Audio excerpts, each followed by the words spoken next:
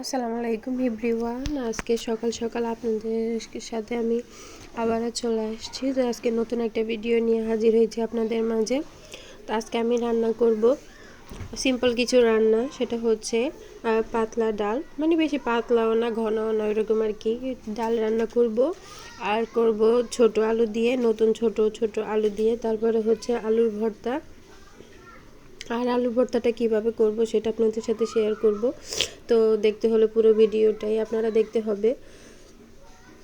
তো এখানে আমি প্রথমে আলুগুলো সিদ্ধ করে নিয়েছি। এখন এগুলোকে আমি চোকলাগুলো আলাদা করে নেব, খোসাগুলোকে আলাদা করে নেব আর কি।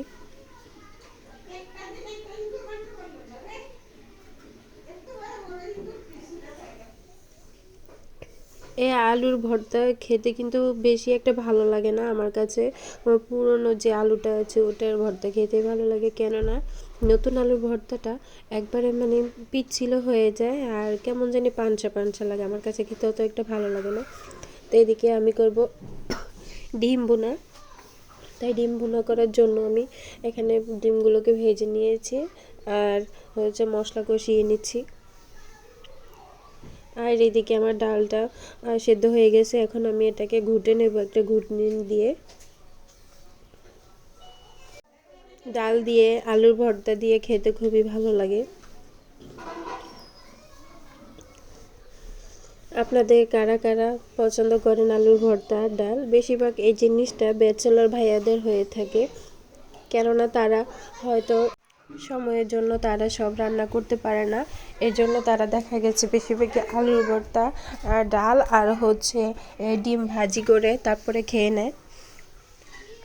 তো এদিকে আমি সামান্য পরিমাণে পানি দিয়ে এখন ডিমগুলোকে দিয়ে দিয়েছি।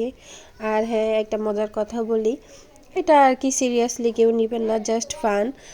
কথায় বলে যে স্বামী এসে বলে যে ডিমের দাম বেড়ে গেছে, ডিমের দাম বেড়ে গেছে, একটু কমিয়ে খাবে, বুঝছো, একটু হিসাব করে চলবে, তাহলে সংসারে উন্নতি হবে। সেজন্য কি করলাম, ডিমগুলোকে সেদ্ধ করে তারপরে কেটে কেটে পিস করে নিয়েছি, দুই ভাগ করে নিয়েছি, মানে আধা আধা আধা করে।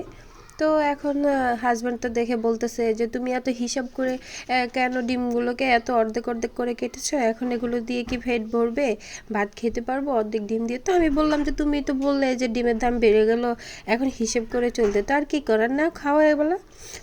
কথাটা কেমন লাগলো বলুন তো? এটা জাস্ট হাসির জন্য বলা আর কি। মানে আজকে আমি ডিমগুলোকে অর্ধেক অর্ধেক করে কেটে নিয়েছি মাঝখানে মশলাটা ঢোকার জন্য।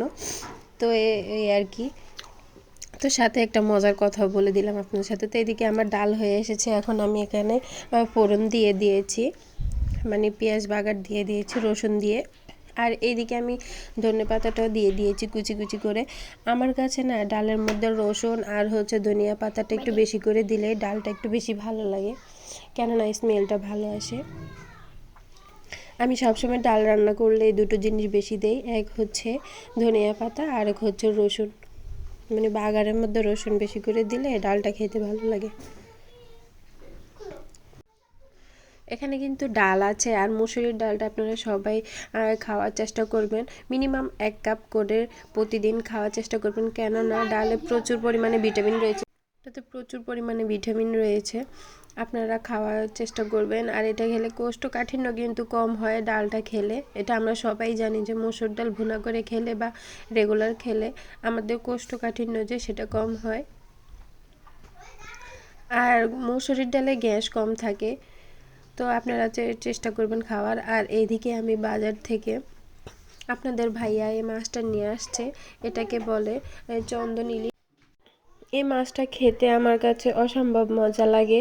আর এটা যে কোনো তরকারি দিয়ে রান্না করা যায়, আবার শুধু পেঁয়াজ দিয়ে ভুনাও খাওয়া যায়।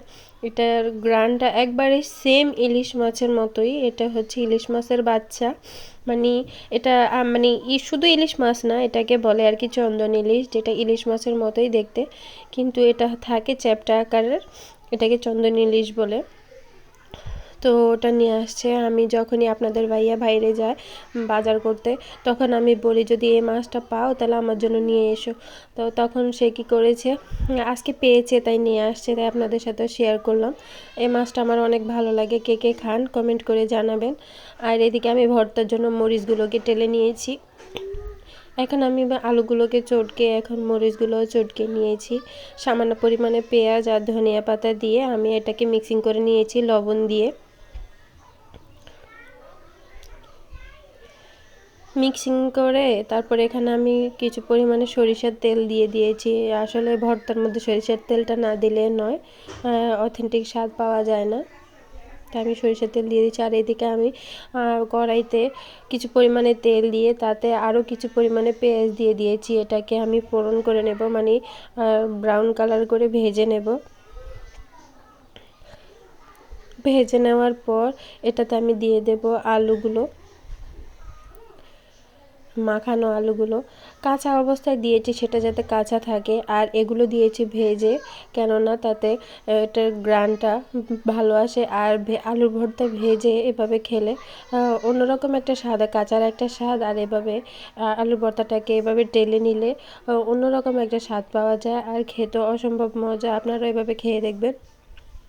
আর কোনো তরকারির প্রয়োজন হয় না, এভাবে আলুর ভর্তাটাকে এভাবে বাগার করে নিলে, ভেজে নিলে। তো এভাবে আমি অনবরত নেড়ে ছেড়ে এটাকে ভালো করে আমি ভেজে নেব। এভাবে ভাজতে ভাজতে দেখবেন কালারটাও চেঞ্জ হয়ে যায়। আসলে নতুন আলু তো, এর জন্য কালারটা হয়তো বোঝা যাচ্ছে না, কিন্তু এটা যখন পুরনো আলু হবে, পুরনো আলুটা যখন আপনারা এবার বাগার করবেন তখন দেখবেন কালারটাই চেঞ্জ হয়ে গেছে, আর স্মেলটাও অসম্ভব সুন্দর আসে। আপনারা একবার ট্রাই করে দেখবেন। তো এই যে দেখুন আমি আলু ভর্তাটাকে একটা বাটিতে ঢেলে নিয়েছি, বেড়ে নিয়েছি। দেখুন কতটা লোভনীয় হয়েছে, আমার কাছে তো খুবই ভালো লাগে। আর এদিকে আমি যে মাছগুলো নিয়ে আসছি ওগুলোকে কেটে আলাদা করে রেখেছি কিছু পরিমাণে কাঁচা ভুনা করে খাওয়ার জন্য। এটাকে কাঁচা পাতুরি বলে। তো আমি ওটা করবো, এর জন্য আমি কাঁচা মরিচ, টমেটো, পেঁয়াজ একসাথে দিয়ে দিয়েছি। দিয়ে এখন এটাকে আমি ভালো করে ভেজে নেব।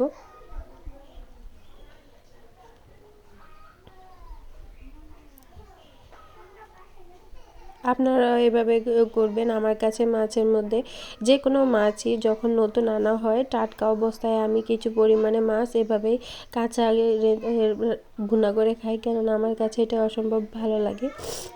আমি এটা করবই, যখনই কোনো মাছ নিয়ে আসে আমি টাটকা অবস্থায় এরকমটা করি। কিছু মাছ এভাবে খেয়ে পাতলা করে খাই। আর এখানে আমি দিয়ে দিচ্ছি কিছু পরিমাণে আদা রসুন দিয়ে, এখন আমি লবণ দিয়ে দিয়েছি। এখন দিয়ে দেব হলুদের গুঁড়া,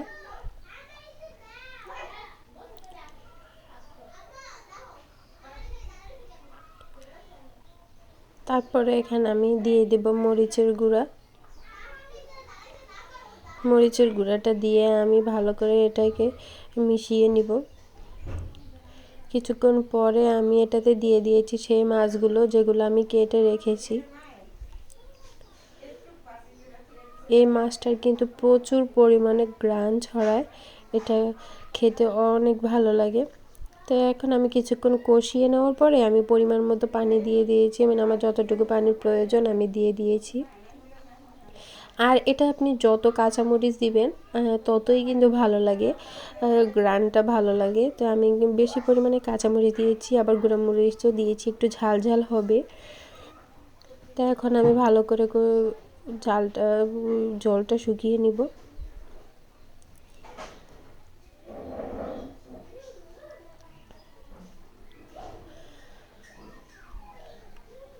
এই মাছটা দিয়ে আপনি যে কোনো শীতের সিজনে যত সবজি আছে সবগুলো দিয়ে রান্না করবেন। আর এটা বেশিরভাগ ভালো লাগে হচ্ছে বেগুন দিয়ে, আলু দিয়ে, টমেটো দিয়ে যখন রান্না করবেন তখন সবচেয়ে বেশি ভালো লাগে। আর হচ্ছে আলু দিয়ে, টমেটো দিয়ে, মানে এই দুইটা জিনিস দিয়ে আমি করেছি, তো তাই আপনাদের সাথে বললাম যে এই দুইটা জিনিস দিয়ে বেশি ভালো লাগে।